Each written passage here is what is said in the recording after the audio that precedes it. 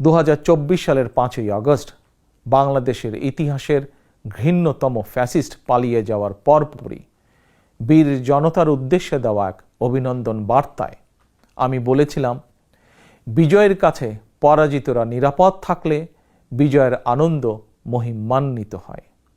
সেটি পুনরায় স্মরণ করিয়ে দিয়ে দেশের গণতান্ত্রিকামী জনগণের প্রতি আমার আহ্বান, কেউ আইন নিজের হাতে তুলে নেবেন না, মব ভায়োলেন্সকে উৎসাহিত করবেন না, নারীর প্রতি সহিংস আচরণ করবেন না, অন্যের স্বাধীনতার প্রতি শ্রদ্ধাশীল থাকুন।